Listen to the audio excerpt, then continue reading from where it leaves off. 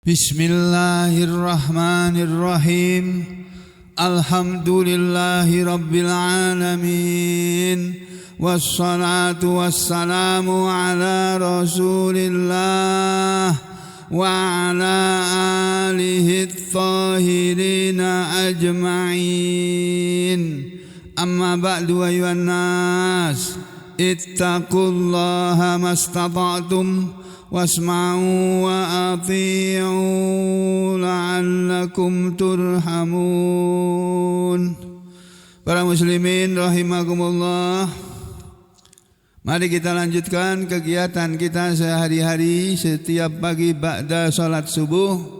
Setelah kita sama-sama menunaikan kewajiban utama dalam hidup ini, yakni mengerjakan salat 5 waktu yang dimulai dari sejak kita bangun tidur, kita sholat subuh, dan sudah kita lakukan sholat subuh dengan berjamaah. Kita berharap kepada Allah, kiranya Allah selalu berkenan menerima amal-amal kita dan memberi ganjaran, memberi pahala atas amal-amal kita walaupun sedikit. Saudara sekalian, beberapa hari yang lalu, 2 hari yang lalu, saya menyampaikan pelajaran tafsir surat yang baru, yaitu surat Al-Isra. Surat ini diawali dengan firman Allah yang berbunyi, A'udzu billahi minasy syaithanir rajim. Bismillahirrahmanirrahim. Subhanalladzi asra bi'abdihi laylam minal masjidil haram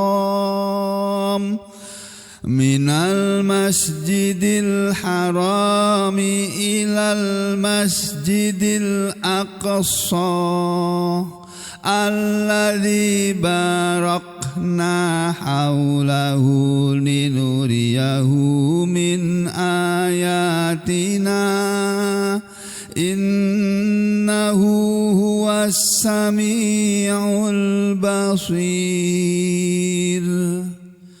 Surat Al-Isra, yang namanya surat Al-Isra ini adalah satu-satunya surat dalam Al-Quran yang menceritakan tentang peristiwa Isra Mi'raj yang pernah dialami oleh Nabi Muhammad sallallahu alaihi wasallam. Karena orang-orang Mekah pada waktu itu, setelah Nabi kita mengabarkan, memberitakan kepada mereka bahwa beliau dalam satu malam sudah mengadakan perjalanan di malam hari, mulai dari Masjidil Haram yang ada di Mekah menuju Masjidil Aqsa yang ada di daerah Israel sana, di daerah kekuasaan Israel di Yerusalem sana. Lalu dari sana beliau naik Mi'raj ke langit. Mulai dari langit pertama, naik lagi langit yang kedua, naik lagi langit yang ketiga, naik ke yang keempat, naik ke yang kelima, sampai yang keenam, dan sampai yang terakhir langit yang ketujuh. Kemudian beliau naik lagi, dibawa naik lagi oleh malaikat Jibril ke suatu tempat yang bernama Sidratul Muntaha. Lalu sebelumnya beliau melihat Baitul Ma'mur, kemudian dibawa ke Sidratul Muntaha, lalu dibawa naik lagi sampai dekat dengan Allah, ketemu dengan Allah.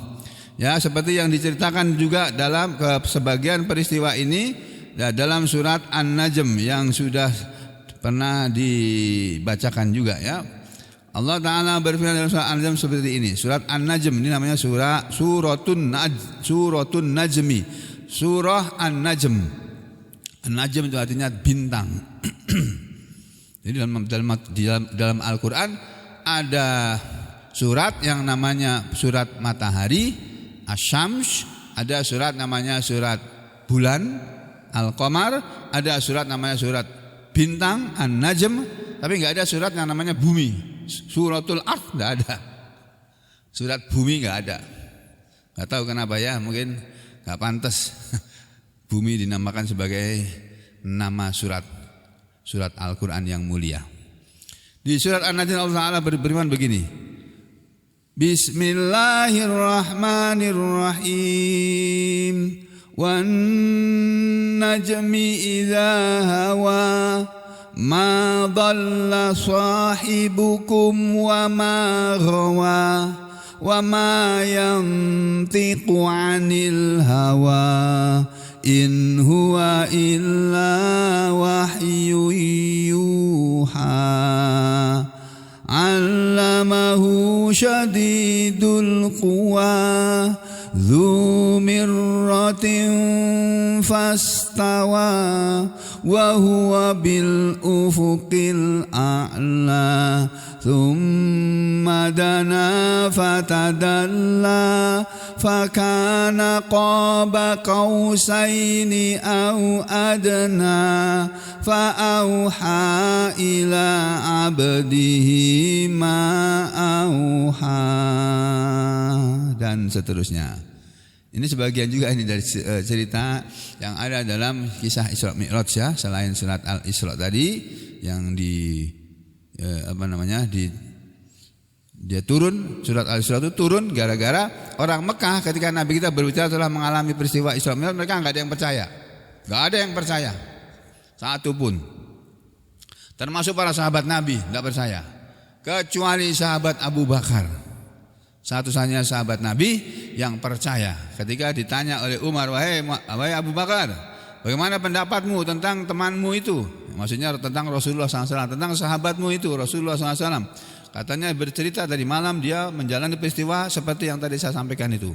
Abu Bakar dengan tegas menjawab, wahai Umar, kalau benar yang disampaikan cerita itu, yang menyampaikan cerita itu Rasulullah SAW, lebih jauh dari itu, dari perjalanan itu aku percaya dan aku membenarkan itu benar adanya. Makanya sejak saat itu saat Abu Bakar diberi gelar As-Siddiq, Sayyidina Abu Bakar As-Siddiq, orang yang sangat membenarkan. Yang lainnya para sahabat tidak percaya, termasuk Umar bin Khattab mula-mulanya. Setelah Abu Bakar percaya, baru kemudian semua sahabat ikut percaya, ya. Jadi kata Allah dalam surah An-Najm begini, wan najmi demi bintang idza hawa ketika dia turun, maksudnya ketika dia muncul. Kalau kita lihat di tafsir Ibnu Abbas nih, kita lihat tafsir Ibnu Abbas, mudah-mudahan lengkap ya.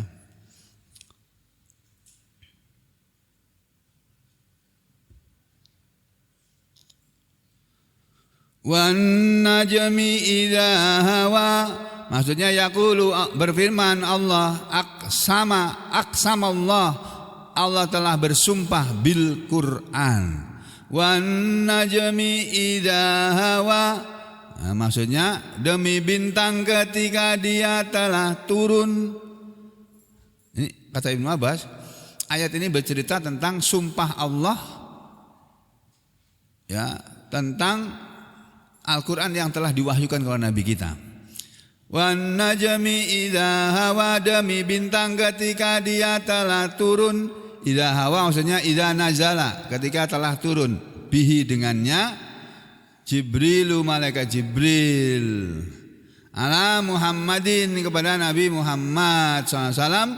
Yang malaikat Jibril, ini tafsir Ibnu Abbas ya, malaikat Jibril turun kepada Nabi Muhammad SAW membawa Al-Quran nujuman ya, dengan perhitungan, dengan apa namanya ya, dengan perhitungan perbintangan gitu. Ayatin satu ayat, wa ayataini dan dua ayat, wa salasan wa arba'an, dan kadang-kadang malaikat Jibril membawa satu ayat saja, kadang-kadang dua ayat, kadang-kadang tiga ayat, kadang-kadang empat ayat. Wa kana, dan adalah min awalihi ila akhirihi, dari awalnya turun Al-Quran sampai akhirnya turun Al-Quran, masa turunnya wahyu Al-Quran adalah isruna sanatin, 70 tahun. Sanatan apa sanatin? Sanatan ya. Isruna sanatan, selama 20 tahun Al-Quran itu turun. Nah saudara sekalian, Al-Quran itu turun selama 20 tahun. Dan selama 20 tahun itu pula sahabat Nabi dididik oleh Allah melalui Nabi Muhammad SAW untuk menjadi manusia yang beriman. Pegangan hidupnya adalah Al-Quran. Al-Quran turun 20 tahun, setelah itu Nabi kita wafat. Ketika Nabi kita wafat, semua para sahabat Nabi yang ketemu dengan Nabi sudah masuk Islam semua. Demikian juga bukan hanya Islam tak ada di sekitar Mekah Madinah, tapi seluruh Jazirah Arab, ya, pada masuk Islam. Kemudian di zaman Abu Bakar, zaman Ibnu Umar menyebar lagi kemana-mana, ya, sampai ke Mesir segala zaman pemerintahan Umar bin Khattab. Nah, itu masa turunnya Al-Quran 20 tahun. Cocok dengan pelajaran ilmu psikologi bahwa manusia bisa berubah benar-benar jadi baik kalau sudah dididik, dan yang dipakai untuk mendidik adalah Al-Quran. Baru bisa berubah kalau dia sudah 20 tahun belajar Al-Quran. Sampai sudah berapa tahun ini? Dari 2009 sampai kan 2025. Berapa tahun nih? 16. Kurang 4 tahun loh. Kalau sampai kurang 4 tahun sampai yang tidak berubah wataknya yang menyalahi Al-Quran, habis sudah waktunya. Harus berubah. Kita semua harus biar berubah. Yang ngomong maupun yang mendengarkan sama. Harus berubah. Dari yang semula hidup semaunya, semau gue, seenaknya, harus berubah menjadi orang yang hidup menurut aturan. Hidup pakai aturan, dan aturan yang tertinggi adalah aturan Allah yang namanya Al-Islam. Islam itu aturan Allah yang paling tinggi. Tidak ada aturan yang lebih mulia, lebih tinggi daripada aturan Allah. Dan aturan Allah adalah aturan yang paling baik. Itu. Jadi tatanan hidup yang paling baik ya Al-Quran itu. Kalau manusia mau jadi baik, dia harus dididik dengan Al-Quran. Selama 20 tahun baru berubahlah dia. Jadi manusia itu baru bisa berubah dari perangai aslinya yang tidak baik menjadi perangai yang tunduk dan taat kepada agama ini setelah 20 tahun. Kalau sudah 20 tahun juga enggak tunduk, oh berarti sudah catatannya bahwa orang ini enggak bisa berubah. Mau diapain juga enggak bisa berubah. Ya, sudah kembali ke sini ya. Falamma nazalat, maka setelah turun hadhil ayatu, ayat ini, ayat surat An-Najm ini, sami'a Utbah ibni Abi Lahab, mendengarlah Utbah anak laki-lakinya Abu Lahab. Ya, Abu Lahab punya anak laki-laki namanya Utbah.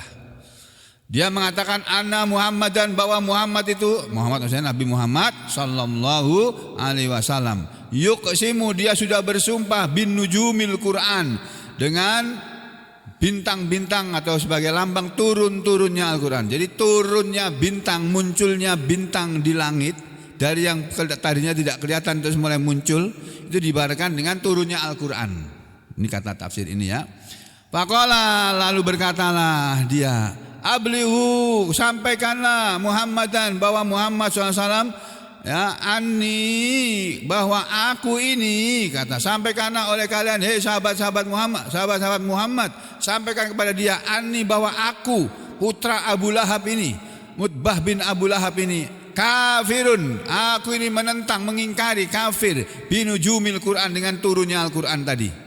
Falamma balahu, maka ketika mereka sudah menyampaikan, falamma balahu, maka ketika mereka sudah menyampaikan omongan anaknya Abu Lahab ini kepada Rasulullah sallallahu alaihi wasallam, qala, kemudian Rasulullah SAW bersabda begini, beliau mengatakan, Allahumma sallit alaihi, ya Allah, kuasakanlah kepada dia, sab'an min sab'aika, 7 dari 7-Mu ya Allah. Fasallatallahu alaihi, lalu Allah menguasakan kepada dia asadan, ya, yang qariban min Hiron, seekor singa yang dekat dari daerah Haron atau Hiron, ya. Fa akhrajahu, lalu dia mengeluarkannya min baini ashabihi. Ini tafsirnya tafsir dhaif ini Pak. Ya, enggak usah kita teruskan aja ya. Ini pendek kata, menurut ayat ini, menurut tafsir ini, anaknya Abu Lahab enggak percaya kepada turunnya Al-Quran kepada Nabi Muhammad SAW, enggak percaya dia. Jadi wan najmi idza hawa, lalu Allah bilang, demi bintang yang telah turun ketika telah turun, maksudnya Allah bersumpah demi bintang yang selalu turun di malam hari, selalu muncul di malam hari. Allah mau ngomong apa, mau bicara apa setelah bersumpah. Allah mau berbicara, mau berkalam seperti ini. Ma dhalla sahibukum wa ma ghawa. Tidaklah sesat sahabat kalian itu yang bernama Muhammad, wa ma ghawa, dan tidak sesat maksudnya tidak bingung. Ya, tidak bingung terhadap sesuatu yang benar. Wa ma ghawa, dan tidaklah dia sesat. Walaupun kamu orang Mekah bilang dia sesat, ya, Nabi Muhammad itu tidak pernah, bukan orang yang sesat, bukan orang yang salah. Nabi kita itu. Lalu di ayat berikutnya dikatakan, wa ma yantiqu 'anil hawa, dan tidaklah dia berbicara dari hawa nafsu. Maksudnya Nabi lam yatakallam bil Quran. Nabi tidak pernah berbicara dengan Al-Qur'an bi hawa nafsihi, berdasarkan hawa nafsunya. Nabi kalau ngomong itu tidak menuruti hawa nafsunya. Beda dengan kita.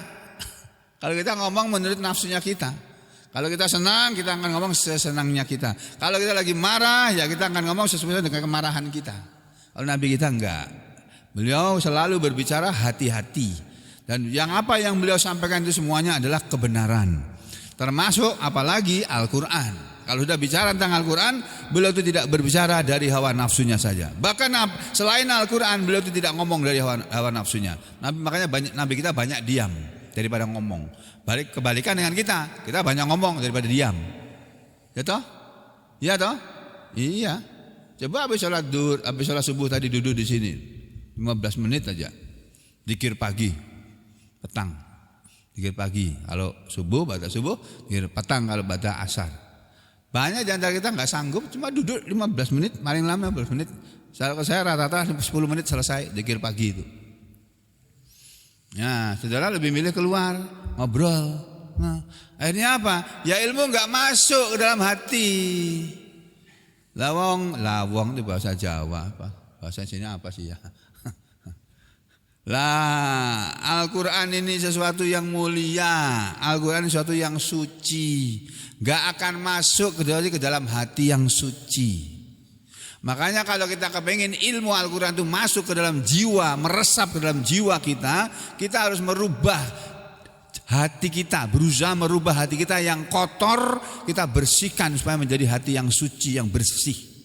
Gak ada sifat-sifat buruk dalam hati kita. Harus kita buang jauh-jauh. Itu yang diajarkan oleh Islam. Wa ma yantiqu 'anil hawa, dan dia tidak berbicara dari hawa nafsu.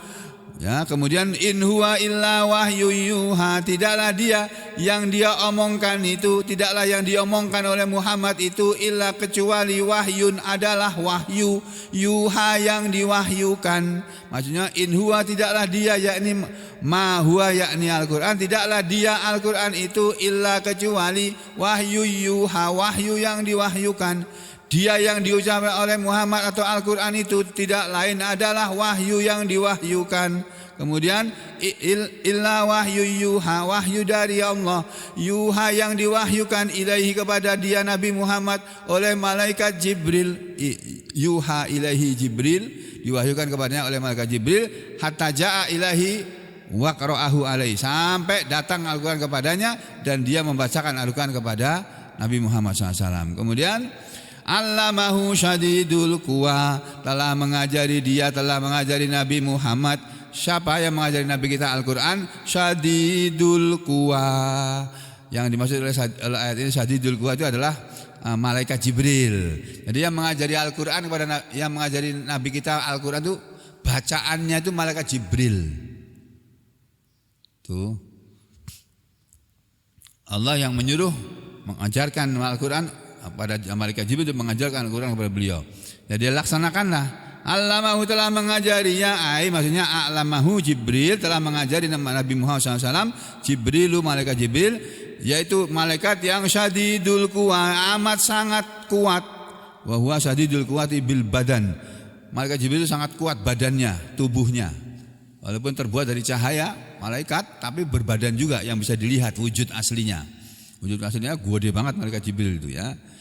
Allamahu syadidul quwa. Balik ini. Kemudian zumirratin fastawa, dan seterusnya. Nanti ada kalimat ini, wa huwa bil ufuqil ahla, dan dia itu berada di ufuk yang tinggi. Tsumma dana fatadalla, menurut sebagian tafsir. ini terhadap Ibnu Abbas ini juga bahwa Nabi kita mendekat kepada Allah, tapi tidak di sini ya. Bahwa Nabi kita itu telah mendekat kepada Allah dalam peristiwa Isra Mi'raj, dibawa naik oleh malaikat Jibril ke langit yang ketujuh, di atas langit ketujuh masih naik lagi, mendekat kepada Allah. Fatadalla, lalu menjadi dekatlah Nabi kita yang jaraknya dengan Allah tinggal seberapa? Fakana qaba qausaini au adna, maka adalah jarak dekatnya Nabi dengan Allah sampai seperti qoba, ujung qausaini, dua busur, dua tali busur, au adna, atau bahkan lebih dekat. Kita tahu yang namanya panah, yang suka main panahan itu loh. Panah itu kan ada busurnya, ada talinya kan. Nah yang namanya tali busur ya, kaus itu ya ujung tempat tali busur diikatkan ke ujung yang lainnya. Segede-gedenya panah seberapa sih? Ya segini kan busurnya. Nah Nabi kita pernah berdekatan dengan Allah sampai sejarak dua busur anak panah. Dekat banget. Itu. Fa'auha ila abdihi ma'auha, lalu Allah mewahyukan kepada hambanya ma'auha, apa yang dia wahyukan. Jadi menurut sebagian tafsir ini ayat-ayat ini berbicara tentang turunnya Al-Quran. Tapi ada sebagian ulama yang menghubungkan ayat 9 tadi itu, kedekatan Nabi kita ketika menerima wahyu dari Allah berupa perintah sholat 5 waktu itu adalah dekat sekali. Satu-satunya perintah Allah yang dalam Al-Quran supaya dikerjakan oleh manusia, yang cara perintahnya itu diterima oleh Nabi kita melalui proses yang namanya Isra Mi'raj. Satu-satunya itu. Kalau perintah puasa hanya lewat wahyu saja. Nah, malaikat Jibril yang turun kepada Nabi di bumi, terus dikasih wahyu perintah puasa. Perintah zakat juga begitu. Perintah untuk jihad sabilillah juga begitu. Perintah untuk berbuat baik kepada kedua orang tua juga begitu. Hanya perintah sholat saja yang untuk Allah perintahkan kepada Nabi kita supaya menunaikan sholat 5 waktu beserta seluruh umatnya. Itu caranya menerima wahyu itu, Nabi kita yang dipanggil untuk mendekat kepada Allah. Fadana fatadalla, lalu dia mendekat, lalu jadilah dia dekat gitu. Nah, kembali ke surat Al-Isra ini tadi, bahwa subhanalladzi asra bi abdihi, maha suci Allah yang telah menjalankan hambanya di waktu malam. Ini maha suci, subhana, maha suci dia Allah. Alladzi asra bi abdihi, yang telah menjalankan di malam hari kepada hambanya. Minal masjidil haram, dari tempat lailan di malam hari. Minal masjidil haram, dari masjidil haram. Ila masjidil aqsa, ke masjidil aqsa yang ada di Palestina atau di Israel sana. Kemudian linuriyahu, untuk apa Allah menurunkan, membawa Nabi kita Isra Mi'raj, yang dibawa dengan cara dari Masjidil Haram ke Masjidil Aqsa. Yang Masjid Aqsa itu adalah suatu tempat alladzi barakna haulahu, tempat yang kami telah berkahi sekelilingnya. Untuk apa Nabi kita mengalami Isra Mi'raj? Linuriyahu, untuk kami perlihatkan kepadanya min ayatina, sebagian dari ayat-ayat kami, sebagian dari tanda-tanda kekuasaan kami. Itu turunnya surat Al-Isra dan peristiwa Isra Mi'raj tadi adalah peristiwa untuk meneguhkan keyakinan Nabi kita dengan memperlihatkan kekuasaan Allah. Dibawa pergi tamasya ke Sidratul Muntaha sana. Innahu huwas samiul basir, sesungguhnya dia Allah itu maha mendengar, maha melihat.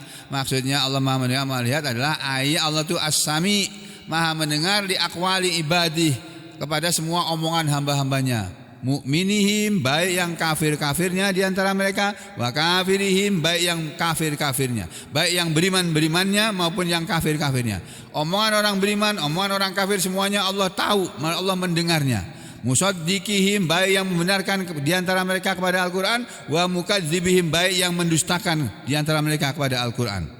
Al-Basir, Allah Maha melihat, bihim kepada mereka semua.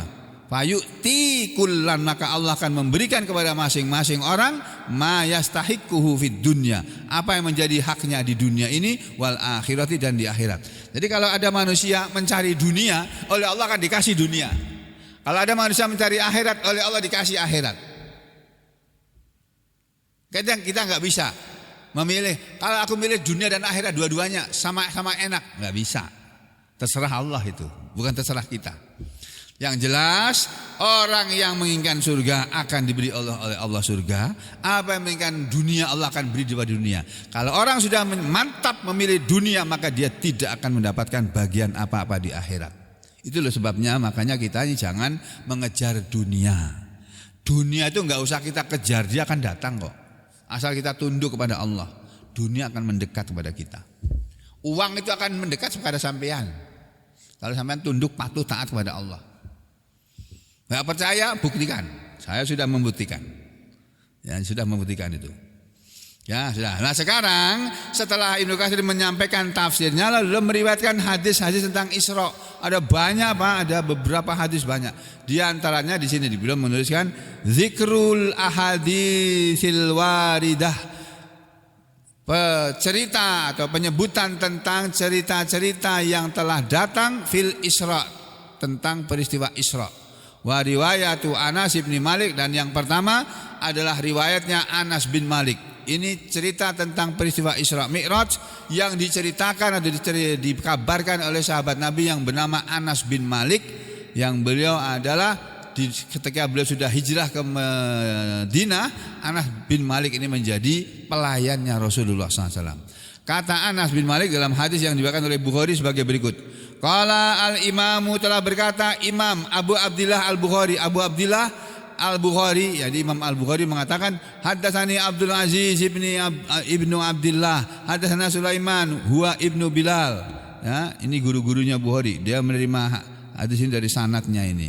Terus an Syarik bin Abdillah, dari orang yang bernama Syarik bin Abdillah. Qala, dia mengatakan, sami itu aku telah mendengar Anas bin Malik, sahabat Nabi yang bernama Anas bin Malik radhiyallahu an, yaqulu, dia berkata atau bercerita lailata usriya, tentang malam yang telah diperjalankan di waktu malam, telah diisrakan bi Rasulillah, kepada Rasulullah sallallahu alaihi wasallam min masjidil Ka'bah, dari masjid yang ada di Masjid Ka'bah, maksudnya Masjidil Haram.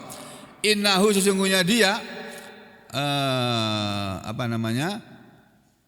dia yang ini peristiwa Isra Mi'raj dimulai dengan innahu, sesungguhnya ja'ahu, telah datang kepada Nabi kita salah satu nafarin, tiga malaikat, tiga orang malaikat. Qabla ayyuha ilahi, sebelum diwahyukan kepada beliau. Wahua, dan beliau Nabi waktu itu naimun, sedang tidur fil Masjidil Haram. Nabi kita sedang tidur di Masjidil Haram. Lalu didatangi oleh tiga malaikat. Faqala awwaluhum, maka berkatalah yang pertama dari tiga malaikat tadi, ayyuhum huwa, yang mana di antara mereka yang pada tidur di Masjidil Haram itu yang dimaksud oleh Allah dengan orang yang mau kita cari. Maksudnya Muhammad tuh yang mana di antara mereka yang pada tidur itu? Malaikat yang pertama bilang begitu. Faqala ausatuhum, lalu menjawablah malaikat yang kedua. Menjawab begini. Jawabannya begini. Huwa khairuhum, dia itu yang terbaik di antara mereka. Yang kita akan datangi orang yang dia itu paling baik di antara mereka semua yang tidur di Masjidil Haram itu. Faqala akhiruhum, lalu berkatalah malaikat yang ketiga. Khudu khairahum, ambillah oleh kalian yang paling dekat, yang paling baik di antara mereka. Ambil orang yang paling baik itu. Fakanat, maka adalah tilkal lailata, malam itu, falam yarahum, maka tidaklah Nabi melihat mereka. Nabi tidak melihat tiga malaikat yang datang itu tadi.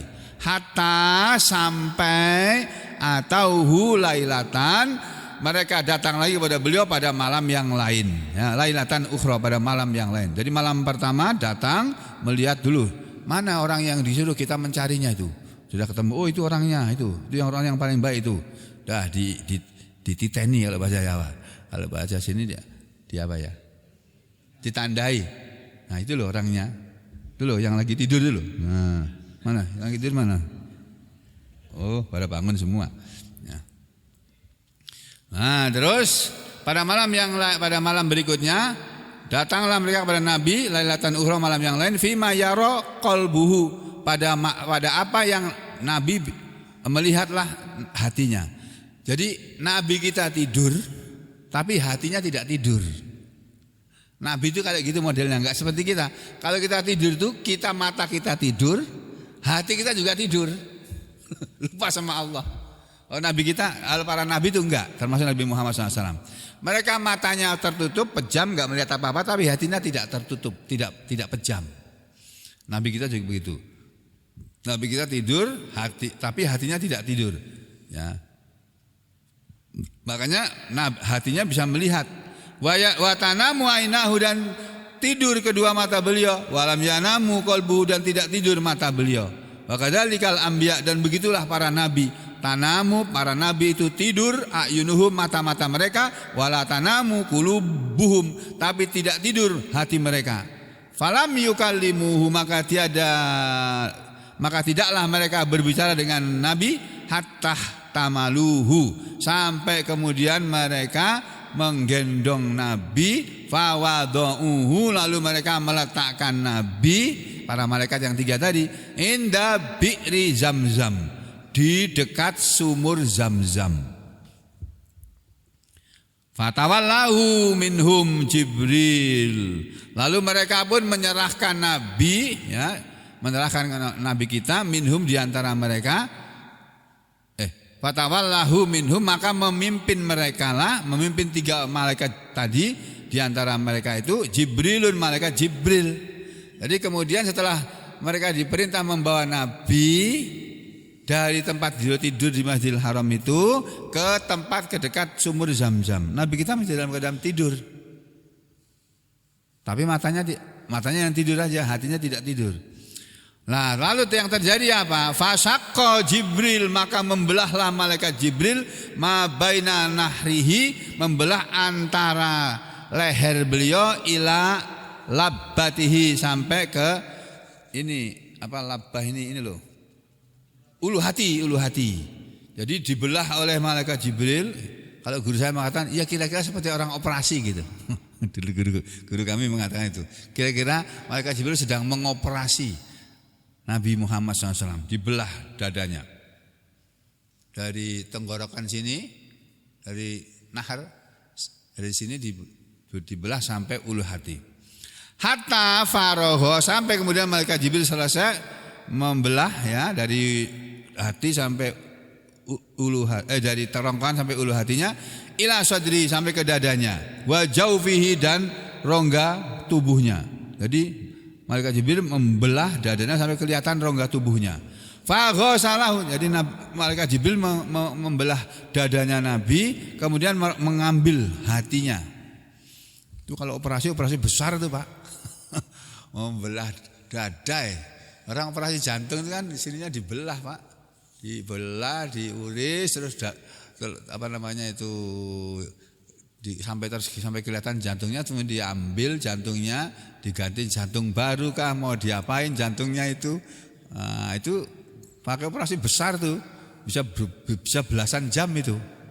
Malaikat Jibril mengerjakannya sebentar aja, ya, tidak pakai lama. Sampai selesai membelah dadanya dan melihat rongganya, faghasalahu, lalu malaikat Jibril mencuci min ma'i Zamzam, dengan air Zamzam, biyadihi, dengan tangannya malaikat Jibril sendiri, hatta anqa jaufahu, sampai bersilah rongga badan beliau, dicuci rongga badannya. Saya nggak tahu gimana, kita nggak bisa menerangkan dengan kata-kata. Ini ceritanya seperti itu. Ini hadis ini sahih, Pak. Walaupun di mata kita, mungkin di pikiran sebagian manusia ada yang nggak percaya. Masa Muhammad dibelah, dioperasi hanya dengan dicuci pakai air Zamzam, nggak pakai air ringal latat, NaCl. Infus yang untuk mencuci orang operasi kan NaCl itu. Ya, summa utiya bitostin, kemudian didatangkanlah kepada malaikat Jibril sebuah wadah air. min dahabin yang terbuat dari emas, yang fihi taurun, yang di dalamnya itu ada satu wadah lagi min dahabin yang terbuat dari emas. Didatangkan bejana yang di dalamnya ada wadah lagi yang terbuat dari emas, masuwan yang diisi dengan apa? Imanan wa hikmah. Wadah terbuat dari emas yang berisi iman dan hikmah. Fahasya bihi sadrahu, lalu malaikat Jibril menumpahkan itu tadi, iman dan hikmah itu bihi dengannya, dengan wadah tadi, kepada sadrahu, ke dalam dada Nabi kita. Wala ghadiyahu, dan kemudian menutup lagi dadanya, yakni uruqa halqihi, ya, bagian tenggorokan, dari bagian ujung dari tenggorokannya. Cuma atbaqahu, kemudian ditelakukan lagi. Jadi setelah dibersihkan dengan air zam-zam dadanya Nabi, hatinya mungkin yang dibersihkan hatinya dibersihin, ya mungkin jantungnya apa, hatinya semua dicuci pakai air hikmah tadi yang mengandung hikmah dan ilmu dan iman tadi, terus dituangi lagi, baru kemudian ditutup. Udah segitu aja, sebentar aja selesai, nggak pakai hitungan lama, mungkin nggak pakai beberapa menit, nggak sampai 1 jam. Summa aroja, kemudian naiklah malaikat Jibril bihi dengan Nabi ila ke as-sama'id dunya, ke langit dunia, langit yang paling dekat. Nih langit yang kita sering terbang di bawah, di atas awan. Kalau kita naik pesawat itu kita terbang di atas awan. Kalau pesawat Boeing, kalau pesawat ATR di bawah awan, Pak. Atau di atas awan sedikit. Ya persis di atas awan. Cuma 7.000 kaki kan kalau pesawat ATR tuh. 7.000 sampai berapa ribu kaki aja. Kalau pesawat Boeing kan sampai 33.000 kaki, 36.000 kaki. Apalagi Boeing 747, Pak. Oh, lebih tinggi lagi itu. 40.000 kaki. Kalau saudara pergi antar benua naik pesawat dari Indonesia ke Amerika, dari Eropa, itu pakai yang Boeing 747. Yang kursinya ada 3 deret itu. Sini 3, tengah 3, kanan 3. Di atasnya ada lagi 3 tingkat gitu. Itu enak banget tuh Pak pesawat gitu. Waktu terbang, waktu mendarat tuh nggak terasa. Kalau kita naik pesawat itu kan pesawat yang sering-sering tapi kita terasa gitu. Apalagi kalau pilotnya itu landingnya dengan landing yang kasar itu. Kan ada apa namanya istilahnya pendaratan dengan kasar, ada pendaratan dengan lembut. Kalau pilot yang canggih itu mendaratnya lembut, nggak terasa. Itu walaupun tidak terasa tetap ada rasa sedikit. Tapi kalau Boeing nggak terasa Pak. Padahal pesawatnya gede banget tuh. Kita mendarat nggak terasa. Udah mendarat, udah nggak terasa, nggak ada getaran sama sekali. Ya kalau belum pernah naik pesawat Boeing 747 ya berdoa sama Allah, ya Allah, saya kepengen naik pesawat Boeing 747. Nah, nanti sampai naik haji jangan pakai Lion Air, jangan pakai Garuda, pakai pesawatnya Emirat Arab atau pakai pesawatnya Saudi Arabia itu. Nah, baru sampai merasakan itu. Ya, kembali ke sini. Jadi Nabi kita diajak oleh malaikat Jibril, dibawa oleh malaikat Jibril naik ke langit dunia. Fadoroba baban, lalu malaikat Jibril mengetuk pintu min abwabiha, sebuah pintu dari pintu-pintu langit dunia. Jadi di langit ini banyak pintunya Pak. Tapi ada satu pintu khusus untuk lewatnya, turun naiknya malaikat. Nah malaikat Jibril mengetuk pintunya. Cara mengetuknya jangan tanya aku caranya gimana ya. Kita bayangkan seperti orang yang ngetuk pintu ya tok gitu. Diketuklah pintu langit dunia. Fanadahu, maka memanggillah kepada malaikat Jibril ahlus sama, penduduk langit dunia itu. Man, siapa? Hada, siapa orang ini? Siapa yang mengetuk pintu ini? Maka menjawablah malaikat Jibril. Jibril, ini Jibril yang mengetuk ini gitu. Qalu, mereka para malaikat penjaga langit dunia mengatakan, "Waman ma'aka, dan siapa yang bersamamu itu? Siapa orang yang kamu bawa itu?" Qala, "Ma'i, bersamaku ini Muhammadun, orang yang bernama Muhammad." Qalu, mereka bertanya lagi para penjaga langit ini, "Wa qad bu'itsa ilaihi, apakah sungguh telah diutus kepada dia? Apa telah diutus kamu kepada dia untuk menemui dia?" Qala, menjawablah malaikat Jibril, "Na'am, ya." Qalu, mereka malaikat penjaga langit bertanya lagi, "Marhaban bih wa ahlan bih." Selamat datang kepada dia, ya, selamat datang dan selamat berbahagia dengan dia. Ahlan wa sahlan itu. Marhaban wa ahlan bih. Yastabshiru bihi, semoga bergembiralah dengannya ahlus sama, penduduk langit ini. La ya'lamu ahlus sama, padahal penghuni langit itu tidak tahu bima yuridullah, dengan apa yang Allah kehendaki, bihi, dengan didatangkannya Muhammad SAW dari dunia, dari bumi ke langit, langit yang pertama tadi, ya. Apa yang Allah kehendaki bihi fil ardi, di bumi ini. Jadi apa yang dikehendaki Allah terjadi di bumi itu malaikat penjaga langit itu tidak tahu. Ya, tidak tahu hatta sampai yu'limhum, Allah yang memberitahukan kepada mereka. Jadi para malaikat penjaga langit dunia itu ya tinggalnya di langit dunia terus, tidak akan turun ke bumi ini kecuali kalau diperintah oleh Allah. Dan mereka tidak tahu peristiwa apapun di bumi ini sampai Allah beritakan kepada mereka. Wa wajada, dan bertemulah atau mendapatilah Nabi Muhammad SAW fi sama'i dunya, di langit yang pertama, dari langit yang 7 ini, bertemu atau mendapati Adam. Jadi Nabi Adam itu berada di langit yang pertama, arwahnya, rohnya. Faqala lahu Jibril, maka berkatalah kepada beliau Nabi Jibril, malaikat Jibril, Muhammad, hadza abuka, ini adalah bapakmu Adam, yang bernama Adam. Ini yang namanya Adam, ini orangnya. Nabi kita sudah pernah melihat Nabi Adam. Kita belum pernah lihat kan? Nabi kita sudah melihat Adam langsung dengan tatapan mata. Fasallim alaih, lalu Nabi Muhammad SAW memberi salam kepada, lalu Adam memberi salam kepada Nabi Muhammad SAW. Fasallama alaina, dan Nabi Muhammad SAW pun menjawab salamnya. Jadi Nabi Adam dulu yang memberi salam kepada Nabi Muhammad, lalu Nabi Muhammad menjawab salamnya Nabi Adam. Warodda salah gini ya, fasallama alaihi, lalu malaikat Jibril memberi salam kepada Nabi Adam, fasallama alaihi, dan Nabi Adam memberi salam juga kepada malaikat Jibril. Warodda alaihi Adam, fasallama alaihi, dan Nabi Muhammad SAW memberi salam kepada Adam, warodda alaihi Adam, dan menjawab salamlah kepada beliau Nabi Adam. Dan Nabi Adam yang menjawab salam Nabi Muhammad SAW. Faqala, lalu berkatalah Nabi Adam, marhaban wa ahlan bi ibni, ya, selamat datang anakku. Nikmal ibnu anta, kata Nabi Adam, sebaik-baik anakku adalah engkau, hai Muhammad. Jadi Nabi Muhammad diakui oleh Nabi Adam sebagai anak Nabi Adam yang paling baik, menjauhi dua anak Nabi Adam yang berkelahi itu siapa namanya? Qabil dan Habil. Qabil dan Habil itu anak biologisnya Nabi Adam, tapi kalah baiknya dengan Nabi Muhammad SAW. Bagaimana cerita selanjutnya? Jangan kemana-mana, kita ketemu lagi besok pagi, insya Allah. Aku qouli hadza astaghfirullah li wa lakum. Allahumma taqabbal minna innaka antas samiul alim wa tub alaina innaka antat tawwabur rahim. Wa sallallahu ala Muhammadin wa ala ali Muhammad walhamdulillahi rabbil alamin.